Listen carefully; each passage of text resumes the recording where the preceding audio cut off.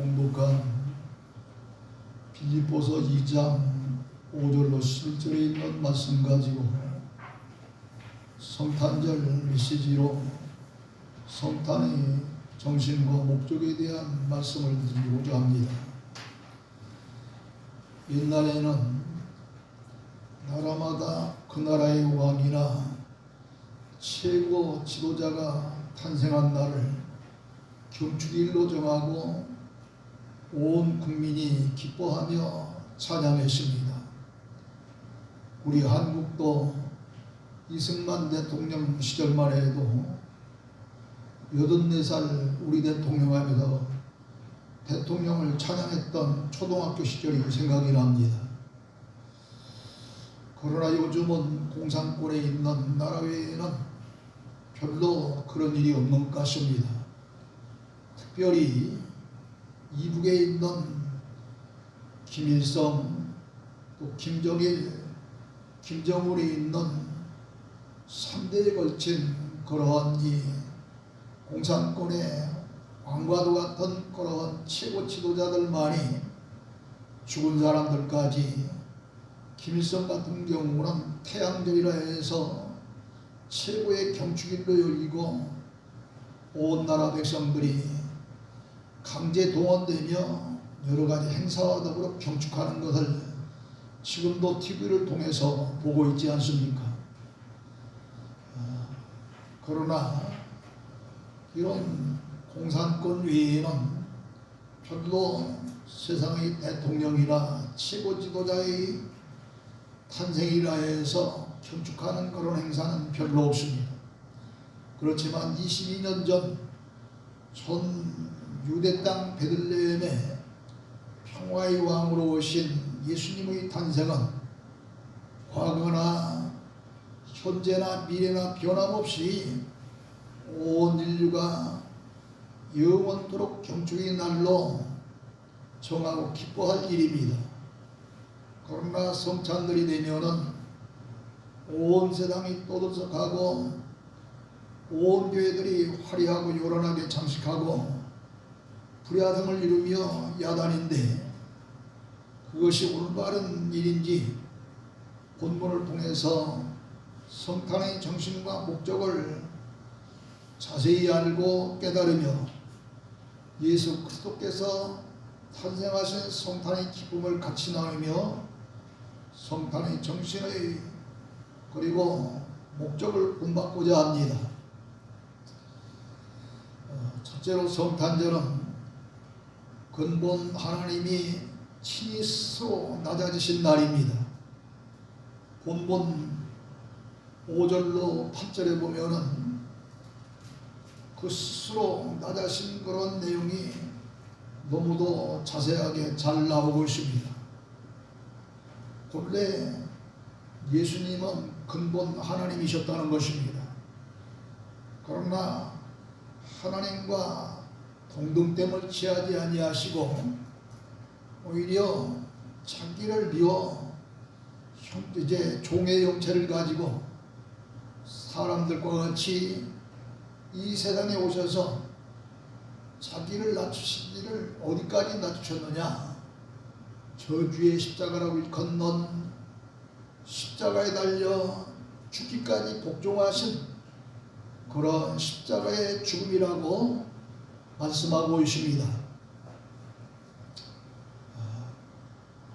이렇게 성탄절의 주인공이신 예수님은 본문의 말씀대로 근본 하나님의 본체십니다.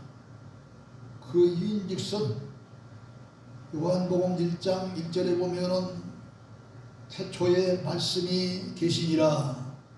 이 말씀이 하나님과 함께 계셨으니 이 말씀은 곧 하나님이라 그랬습니다. 그리고 이어서 요한복음 1장 14절에 가면 말씀이 하나님이셨는데 그 말씀이 육신이 되어 우리 가운데 거하시네. 우리가 그의 영광을 보니 독생자의 영광이요 은혜와 진리가 충만하더라 그랬습니다. 하나님의 독생자는 예수님밖에 없잖아요. 그러므로 바로 말씀이 육신되어 오신 하나님의 독생자는 예수 그리스도를 가르쳐 주시는 것입니다.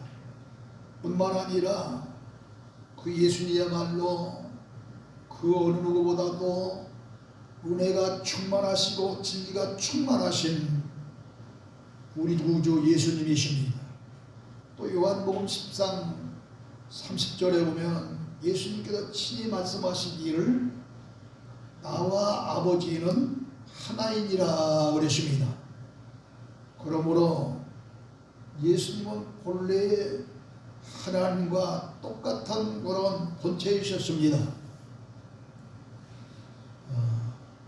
만물의 창조주시요 천군 천사가 경배를 해야 할, 그리고 예수님은 그런 그 천군 천사로부터 경배를 받으시는 하나님이신데, 그 하나님께서 자기를 스스로 낮춰 사람과 같이 되시고 사람의 모양으로 나타나셔서, 그것도 보통 사람으로 오신 것이 아니라 종의 형체를 가지고 오셨다 그랬습니다.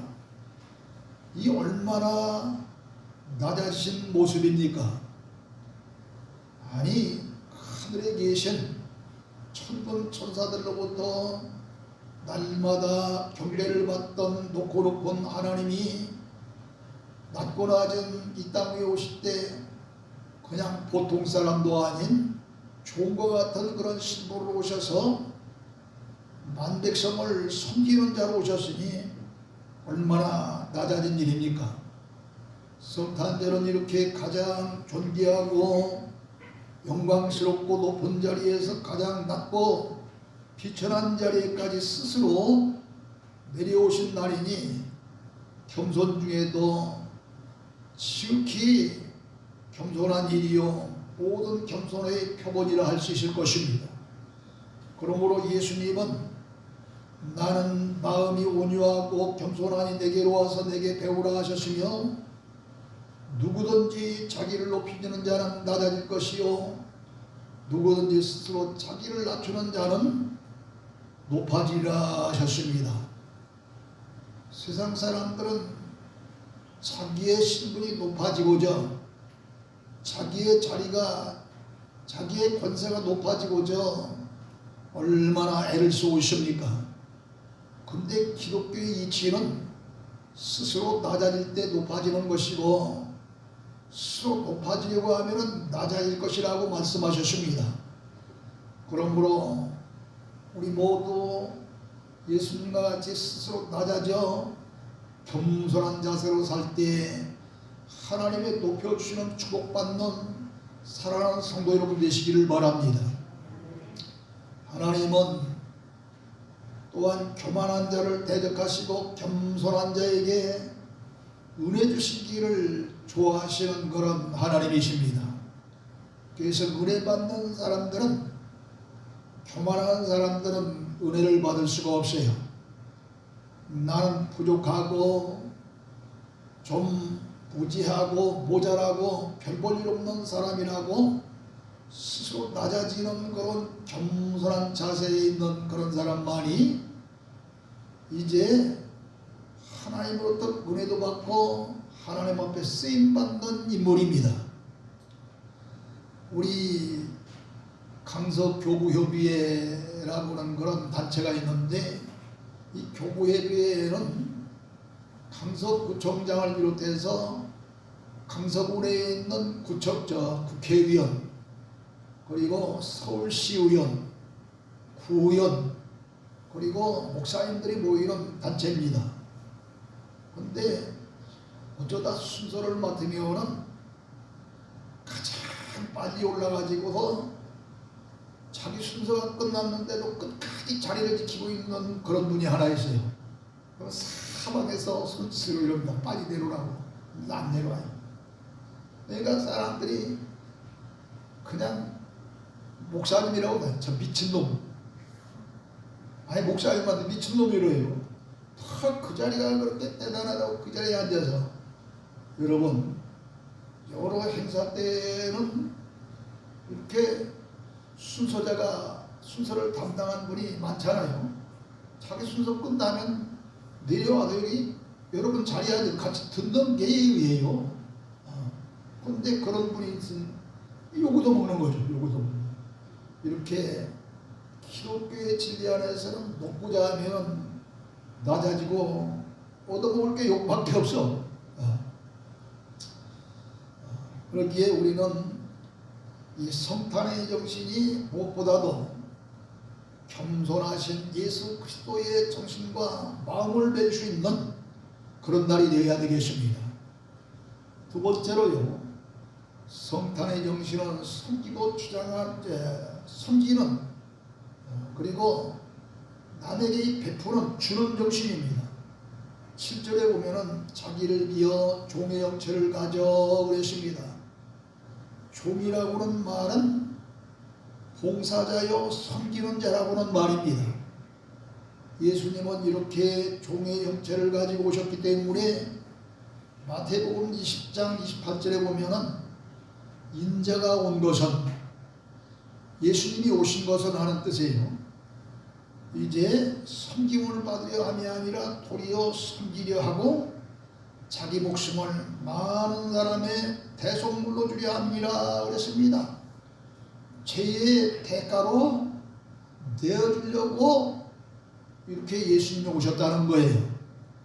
그러므로 예수님이 탄생하신 목적은 종과 같이 봉사하며 섬기며 살기 위해서 오신 것입니다. 그래서 종의 형체를 가졌다고 한 것입니다.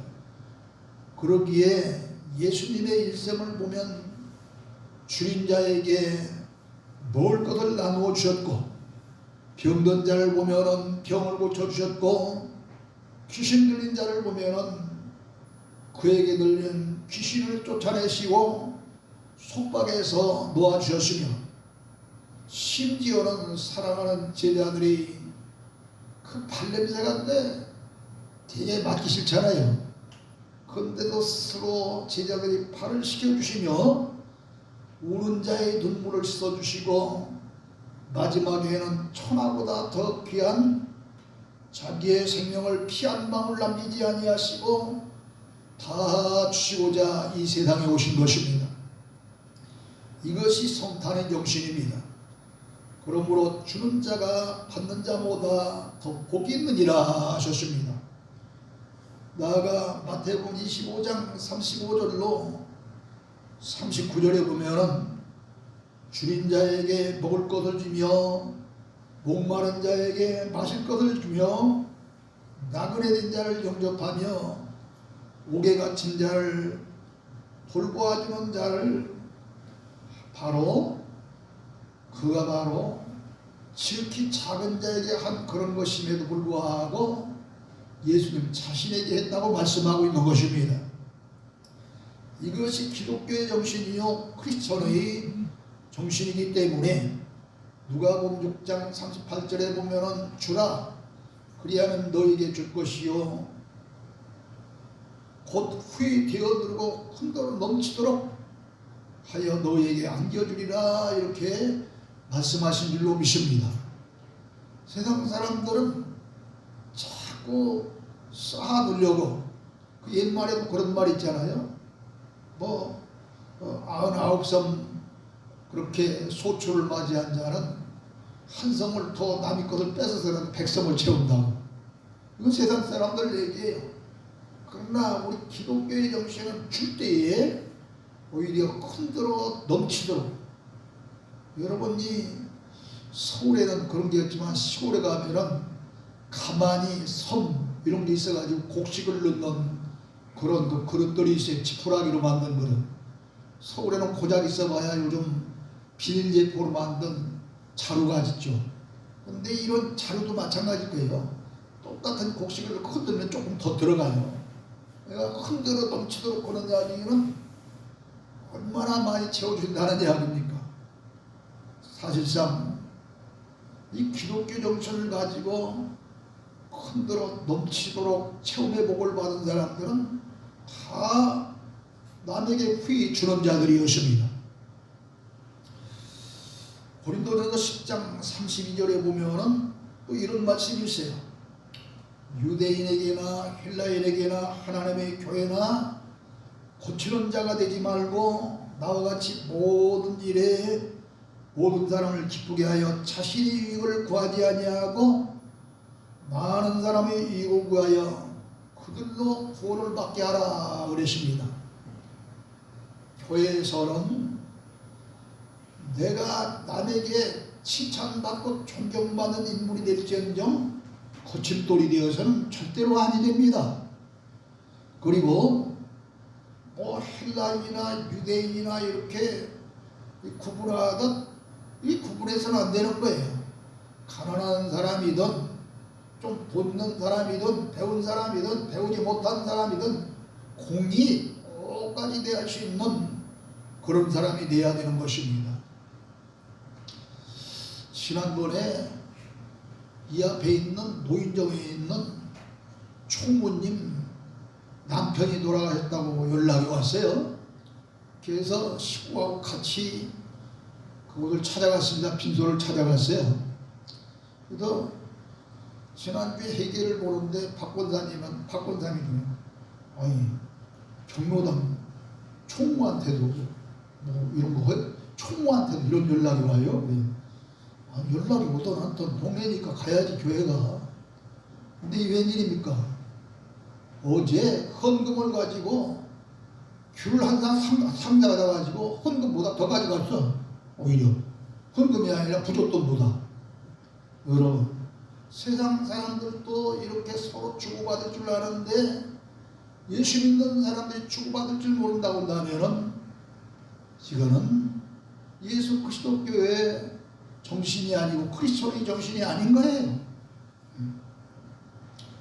이렇게 나의 유익에 앞서 다른 사람의 유익을 위해서 하나님 앞에 구하고 베풀고 이렇게 살아야만 그들로 하여금 구원받을 수 있는 일이 열리게 되는 것이지, 전혀 거들떠보지 아니하고 전혀 이렇게 애영사 문제가 있어도 모르는 척하고 이러면은 그들이 뭘 보고 이제 우리를 따라 교회 나서 구원받을 수 있겠습니까? 그러므로 저와 여러분은 거치는 자가 아닌 내 유익이 앞서 남의 유익을 먼저 생각할 수 있는 그런 처세를 할 수 있는 믿음의 귀한 성도들에 의해서 남을 구원시키는 일에 앞장설 수 있는 여러분 되시기를 주의 이름으로 축원합니다. 세 번째로 예수님은 죄인들을 구원하시기 위해서 십자가를 지고 죽기까지 복종하셨습니다. 본문 8절에 보면 예수님은 자기를 낮추시고 죽기까지 복종하셨으니 곧 십자가의 죽으심이라 하셨습니다. 예수님이 십자가에 달려 죽기까지 복종하시면 예수님 십자가에 달려 돌아가실 때 좌편에도 우편에도 행악자라고 하는 그런 강도 같은 사람이 달렸는데 그들은 자기들의 죄로 십자가에 달린 거예요. 그러나 예수님이 십자가에 달린 것은 이와 같이 자기의 죄로 말미암아 십자가에 달린 것이 아니라 오로지 죄가 크고 허물이 많은 인류를 위해서 대신 그 죄의 대가를 치러주기 위한 대속물로 죽기까지 복종하신 것입니다. 또한 그 가정에서 수많은 수모와 조롱과 고초까지 당하셨습니다. 아니 무덤에까지 내려가셨습니다. 이로 인하여 구원받게 되었으니 이 구원은 천하 어떤 값진 것보다 더 귀하고 복된 것입니다. 그러므로 우리는 늘 감사하며 죽도록 충성하며 살아야 할 줄로 믿습니다. 우리의 신앙생활도 마찬가지입니다. 복종이 있을 때 진리 안에서 자유를 얻게 되는 것입니다. 여러분 이 설날을 전후해서 그 옛날 시골에서는 연날리기를 많이 했어요. 지금도 이 한강변에 가면은 누가 연날리는지는 모르지만 큰 연이 더러 이렇게 날아다니는 걸 볼 수 있는데 이 연날리기를 하면은 대부분 이 어린아이들이 연날리기 하잖아요. 연 자세히 연줄을 감아가지고 어린아이들이 조종하는 대로 자유자재로 하늘을 왔다 갔다 합니다. 그런데 이 연줄에서 탁 끊어지면 이 연이 아니 시궁창으로 들어갈지 아니면 진흙탕으로 들어갈지 넓은 들로 들어갈지 산꼭대기 나무 위에 떨어질지 몰라요. 어디로 떨어질지 몰라. 이와 같이 이 연줄에서 끊어질 때는 어디에 떨어질지 모르는 것 같은 이 친구의 신앙생활. 그러므로 그리스도를 믿는 우리 성도님들도 예수님이 십자가에 죽기까지 복종하신 것처럼 마땅히 예수님이 도리를 따라 예수님의 말씀을 따라 그 끈을 놓지 아니하고 말씀의 끈을 꽉 잡고 지시하는 대로 움직일 수 있는 영적 연들이 되시기를 주의로 축원합니다. 근데 복종으로 시작했다가 반역으로 끝난 사람들이 있습니다. 첫사람 아담이 그랬습니다. 이스라엘 초대왕 사울왕이 그랬습니다. 주님의 제자 중에서 가룟 유다가 그랬습니다. 왜 그랬을까요? 모두 다 복종의 신앙이 없었기 때문입니다. 그런가 하면 반생은 신앙으로 살다가 반생은 불순종으로 산 사람들도 있습니다. 그 대표적인 인물이 바로 솔로몬 왕입니다. 심지어는 며칠 전 야당 대표 이재명 씨가 솔로몬의 재판 중에 진짜 엄마는 자기라고 던져 그러던데, 아니 이 솔로몬 왕이 얼마나 많은 하나님 앞에 지혜를 받기 위해서 1000번째까지 드렸던 신앙이 좋았던 사람입니까? 그러나 훗날 자기가 막 유명한 사람이 되어지고 구위가 선양이 되니까 꼭 후궁을 들고 백제의장처럼 많은 후궁을 들며 이렇게 여자들과 놀아나십니다. 이게 반생은 신앙으로 반생은 세상적으로 산 거죠. 이런 사람들이 지금도 꽤 있어요. 또 어떤 사람은 믿다가 아예 파적하고 이렇게 순종과 불순종이 뒤섞인 그런 사람들이 얼마나 많은지 모르겠어요. 우리는 결코 그래서는 안 되겠습니다. 아브라함은 백세어돈 복자 이삭을 번제물로 바치라고 하나님께서 명령을 내렸을 때에 순종함으로 말미암아 신앙의 인정을 받아 이스라엘뿐만 아니라 전 예수 믿는 모든 사람들의 믿음의 조상이라고 하는 존경받는 인물이 되었습니다. 모세는 바로 왕궁의 모든 부귀영화와 권세를 다 버리고 자기가 믿는 하나님이 부르실 때에 하나님의 명령에 순종하여 하나님의 명령에 하나님의 말씀대로 행할 때 홍해 바다를 가르기도 하고 반석에서 생수를 쏟기도 하고 이렇게 능력의 종이 되어서 40년 동안 이스라엘 백성들을 신앙과 정치적으로 인도했던 신앙의 지도자요 정치적인 그런 훌륭한 지도자가 되었습니다. 바울도 다메섹 산장에서 예수님을 만난 후 과거의 세상적인 모든 것들은 다 배설물로 여겼습니다. 그는 얼마나 오늘날로 말하면 고학력자입니까? 또 신분이 좋았던 사람입니까? 사회적인 지위가 얼마나 대단했던 사람들입니까? 그런데 이것들이 예수님 앞에서는 다 아무것도 아니라는 사실을 깨닫고 배설물로 여기고 본토와 같이 다 버리고 주님의 말씀에 순종할 때 주님이 직접 뽑은 12사도보다도 더 훌륭한 대사도가 된 줄로 믿으시기를 주의 축원합니다. 베드로가 고기 잡는 어부였으나 주님을 만난 후에는 이제부터 고기 잡는 어부가 되지 말고 사람을 낚는 어부가 되라고 할 때에 그 순종할 때 위대한 수제자가 되었습니다. 베드로가 처음에는 누가복음 5장에서 밤새 동안 고기 한 마리 잡지 못하고 게네사렛 호숫가에서 그물을 싣고 있을 때 깊은 곳에 그물을 내리라 하니 밤에 깊은 곳에 왜 그물을 안 내렸겠어요? 그래도 이유를 붙이지 아니하고 변명하지 아니하고 그대로 순종하니 큰 고기를 잡았습니다.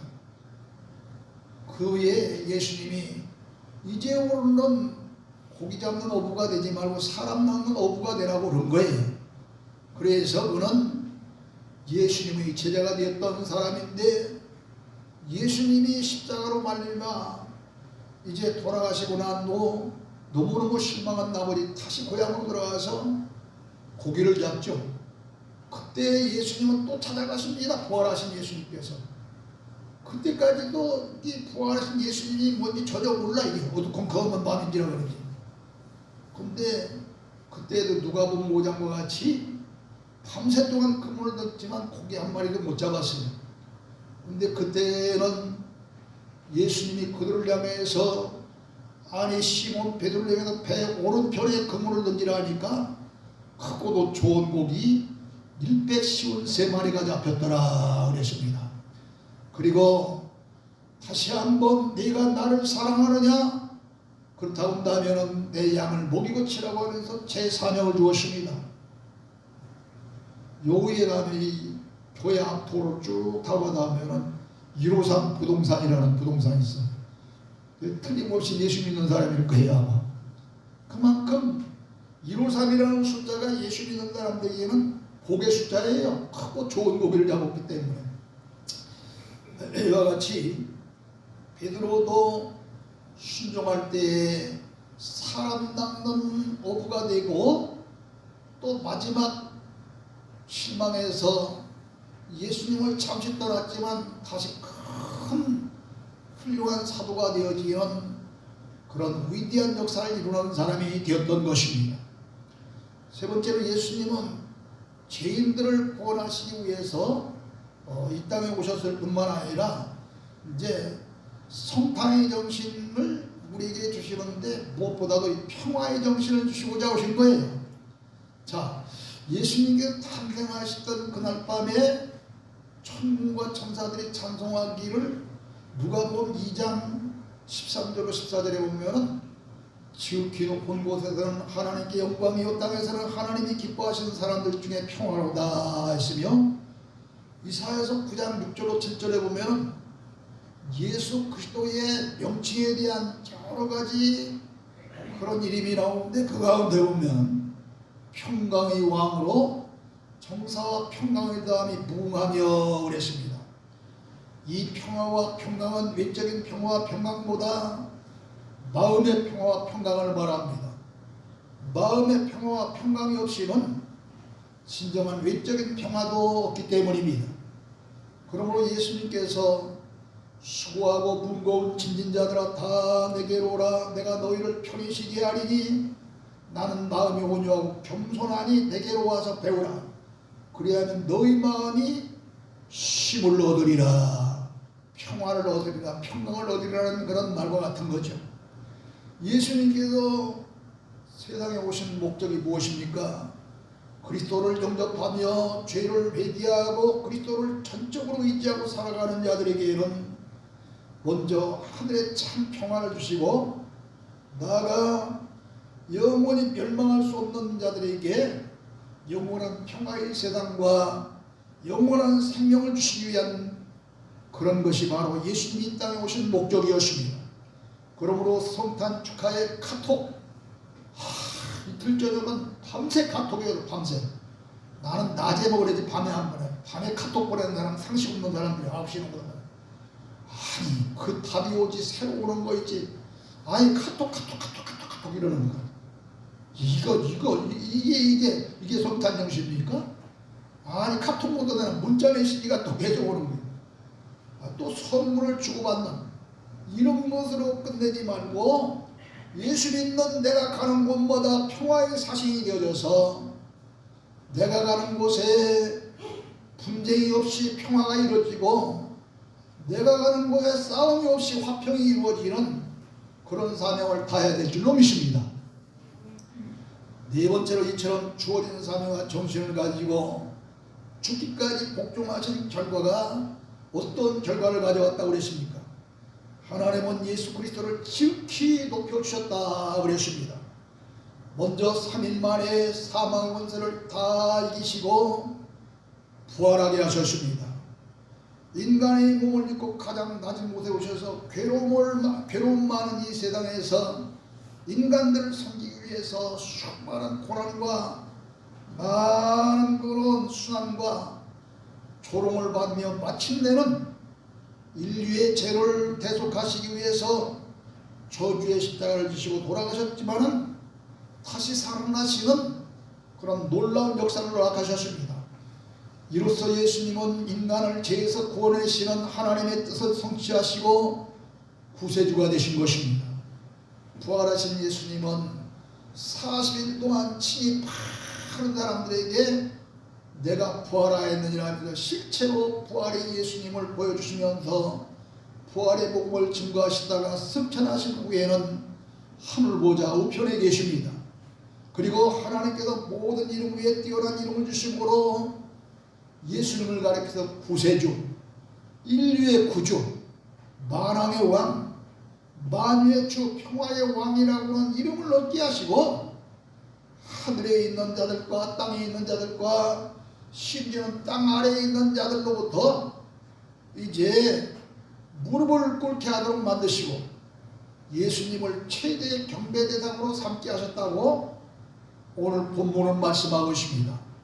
그리고 모든 사람의 입으로는 예수님을 가리켜서 예수 그리스도를 주나 최상의 주요 구주시라 시인하게 이렇게 하게 하시고 하나님께 영광을 누리게 하셨다는 말씀입니다. 이 예수님은 과거 2020년 전의 예수님이 아니라 구속의 사업을 완성하시고 부활 승천하시어서 하나님 우편에 보좌 우편에 앉아 계실 뿐만 아니라 현재 우리와 같이 살아계신 하나님이십니다. 아니 지금도 우리 가운데 계십니다. 그러기에 예수님의 탄생은 과거 2022년 전에 있었던 탄생만이 아니고 현재적인 의미를 갖는 탄생입니다.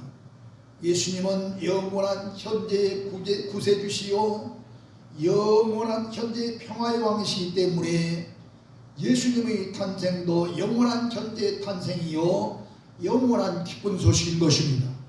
그뿐만 아니라 다시 오시기까지 기뻐해야 할 소식입니다. 그러므로 우리는 예수님의 탄생을 해마다 맞이하는 의식적인 선탕절로 보낼 것이 아니라 우리가 사는 그날까지 항상 새로운 마음과 기쁨으로 맞이해야 되겠습니다. 사랑하는 성도 여러분, 예수님은 근본 하나님의 본체였지만 자기를 비워 종의 형체로 사람으로 오셔서 쓰러 낮아져 겸손하게 온 인류를 섬기시며 저주의 십자가에 달려 돌아가시기까지 하나님의 뜻에 복종하셨기 때문에 이렇게 하나님께 지극히 높여주시고 최상의 이름을 주시며 모든 사람이 그 앞에 무릎을 꿇고 주라 시인하며 하나님께 영광을 돌리게 하신 줄로 믿습니다. 우리도 이와 같이 예수님의 마음과 정신을 그리고 목적을 본받아서 살 때 하나님의 큰 은혜와 축복을 받는 성찬들 되시기를 주님의 이름으로 축원합니다. 하나님 아버지 은혜를 감사합니다. 오늘 우리는 예수님